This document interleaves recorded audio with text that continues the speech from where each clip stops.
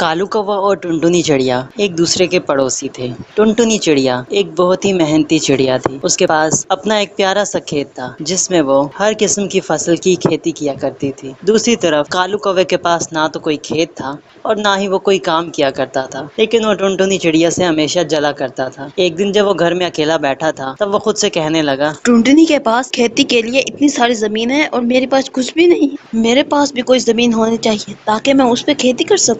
ویسے ٹنٹنی سے وہ کھیت ہتھیانا کوئی مشکل بات، وہ تو میرے ایک پنکھ۔ ابھی جاتا ہوں اور اس سے وہ سارے کھیت چھین کے آتا ہوں۔ اتنا کہہ کر کالو کوا ٹنٹنی چڑیا کے پاس گیا۔ اس وقت ٹنٹنی چڑیا اپنے کھیت میں ہی کھڑی تھی۔ جب ٹنٹنی نے اسے دیکھا تو اسے کہنے لگی، کالو بھیا آپ یہاں، آپ کو کوئی کام تھا کیا؟ کام وام کو چھوڑ اور یہ بتا یہ کھیت تو نے کہاں سے لی ہیں؟ کیا مطلب کالو بھیا؟ یہ میرا کھیت ہے، پر آپ ایسا کیوں پوچھ رہے ہیں؟ میں یہ اس لیے پوچھ رہا تھا کہ یہ تیرا کھیت نہیں ہے بلکہ یہ میرے پردادا کا کھیت ہے۔ کیا کہہ رہے ہیں آپ کالو بھیا؟ یہ آپ کے پردادا کا کھیت کیسے ہو سکتا ہے؟ یہ تو میرا کھیت ہے۔ کوئی ثبوت ہے تیرے پاس کہ یہ تیرا کھیت؟ آپ کے پاس بھی تو کوئی ثبوت نہیں ہے کہ یہ آپ کے پردادا کا کھیت ہے۔ او اچھا، تو اب تو مجھ سے ثبوت مانگے گی؟ تو یہ نہیں پتا ہے میرے پردادا کا کھیت؟ میرے پردادا نے اسے خریدا تھا اور تیرے پردادا نے میرے پردادا کو مار کے یہ کھیت لے لیا تھا۔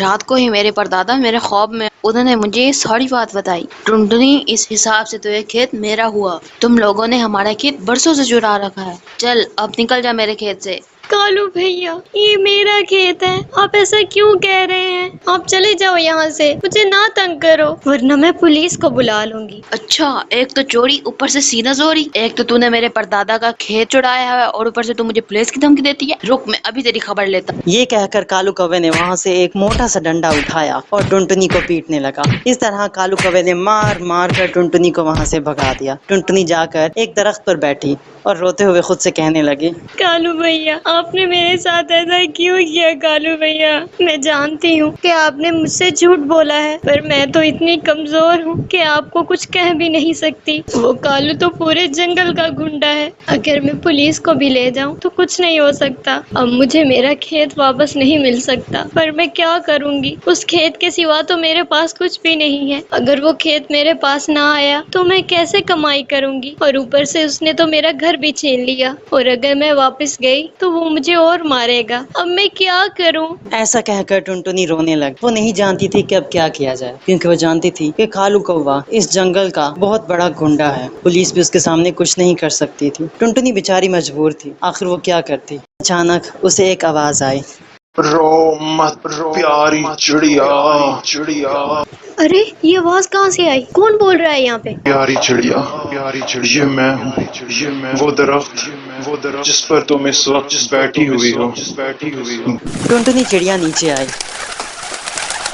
اس نے دیکھا کہ سچ میں وہ درخت ہی اسے بات کر رہا تھا۔ اس نے درخت سے پوچھا، پر آپ بول کیسے سکتے ہیں؟ تو درخت کہنے لگا، دیکھو ٹنٹنی، میں ایک جادوئی درخت، آج جب میں نے تمہیں یہاں روتے ہوئے دیکھا تو مجھ سے رہا نہیں گیا۔ ٹنٹنی میں جانتا ہوں کہ تمہارا دل بہت صاف ہے اور تمہارے ساتھ اس کالو نے بہت برا کیا۔ اس کالو نے پورے جنگل کے پرندوں کو تنگ کر کے رکھا۔ ٹنٹنی تم پریشان نہ ہو، پر کالو نے تو میرا کھیت لے لیا ہے، اب میں کیا کروں گی؟ تمہاری مشکل کا حل میرے پاس ہے۔ بتائیے نا کیا ہے میری پریشانی کا حل؟ ہاں چڑیا، میں تمہیں بتا تو دوں گا، لیکن یہ میرے جادو کا قانون ہے کہ جب بھی میں کسی پرندے کی کوئی مدد کرتا ہوں تو اس سے ایک پہیلی ضرور پوچھتا ہوں۔ میں تم سے ایک پہیلی پوچھوں، اگر تم اس پہیلی کا جواب دے سکو گے تو تبھی میں تمہاری مدد کروں گا۔ تو کیا تم وہ پہیلی سننا چاہو گی؟ ہاں آپ پوچھیے، میں پوری کوشش کروں گی کہ آپ کی پہیلی کا صحیح جواب دے سکوں۔ ٹھیک ہے ٹنٹنی، تو پھر بتاؤ کہ آخر وہ کون سی ایسی چیز ہے جو بولنے سے ٹوٹ جاتی ہے۔ اس سے پہلے کہ ٹنٹنی اس پہیلی کا جواب دیں، اگر آپ کو اس پہیلی کا جواب پتا ہے تو پلیز کامنٹ سیکشن میں ہمیں ضرور بتائیں۔ ایسی چیز جو بولنے سے ٹوٹ جائے کیا ہو سکتی ہے؟ ہاں خاموشی، اس کا جواب ہے خاموشی۔ ہاں کیونکہ جب ہم بولتے ہیں تو خاموشی ٹوٹ جاتی ہے۔ ہاں درخت جی، اس کا جواب ہے خاموشی۔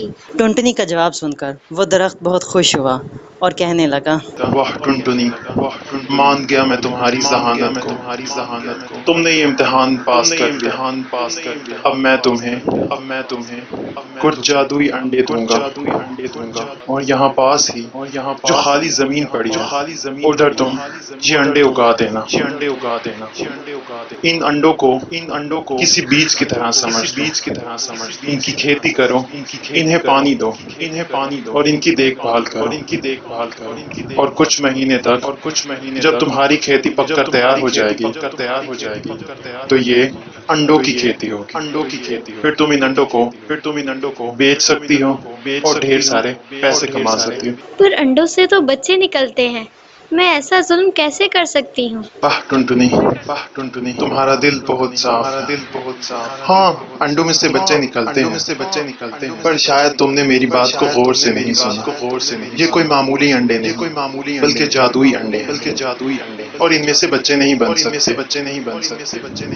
شکریہ درخت جی، آپ کا بہت بہت شکریہ، اب میں ایسا ہی کروں گی۔ پھر ٹنٹنی چڑیا نے وہ جادوئی انڈے لیے اور پاس پڑی خالی زمین پر ان انڈوں کی کھیتی کرنے لگ گئی۔ اس طرح کچھ دنوں بعد ہی اس کی فصل پک کر تیار ہو گئی۔ ارے واہ، میری کھیتی تو آج پک کر تیار ہو گئی، یہ سب درخت جی کی وجہ سے ہوا ہے۔ اگر وہ وقت پہ میری مدد نہ کرتے تو آج میرے پاس کچھ نہ ہوتا۔ آج مجھے یہ یقین آ گیا ہے کہ درخت اور پودے ہی ہمارے سچے دوست ہوتے ہیں، ہمیں ان کی حفاظت کرنی چاہیے۔ ایک دن وہی کالو کوا وہاں سے جا رہا تھا، اس نے جب ٹنٹنی چڑیا کو وہاں انڈوں کی کھیتی کے ساتھ دیکھا تو وہ کہنے لگا، ارے یہ ٹنٹنی یہ کب باز آئے گی؟ ایک کھیت سے اسے نکالا تو اس نے دوسرا کھیت بنا لیا، اور یہ کیا؟ یہ تو انڈوں کا کھیت لگتا ہے۔ میں ابھی جا کر اسے یہ کھیت بھی چھین لیتا ہوں، بڑھیا ہی انڈوں کی کھیتی کرنے والی۔ یہ کہہ کر کالو کوا اس کھیت کے پاس جانے لگا، لیکن جیسے ہی وہ آگے بڑھا تبھی اچانک اسے کرنٹ کا زوردار جھٹکا لگا اور وہ وہیں گر کر مر گیا۔ کالو بھیا، آپ کے ساتھ جو ہوا مجھے اس کا بہت دکھ ہے، پر یہ تو آپ کے کیے کی سزا ہے۔ پوری زندگی جو آپ نے برے کام کیے ہیں، یہ انہی برے کاموں کا پھل ہے۔ کہتے ہیں نا، جادوئی درخت نے جب مجھے یہ کھیت دیا تھا تو انہوں نے اس کھیت کے گرد ایک جادوئی حصار بھی بنا دیا تھا، تاکہ کوئی بھی اگر چوری کی نیت سے آئے تو جل کر راکھ ہو جائے۔ کالو بھیا، اگر آپ کا دل صاف ہوتا تو آج آپ زندہ ہوتے، پر کہتے ہیں نا، جیسی کرنی ویسی بھرنی۔ کالو کو اس کے کیے کی سزا مل چکی تھی اور ٹنٹنی چڑیا کو اس کی محنت کا پھل۔ پھر ٹنٹنی چڑیا نے ان انڈوں کو بازار میں جا کر بیچا اور ڈھیر سارے پیسے کما لیے، اور پھر ہنسی خوشی اپنی زندگی گزار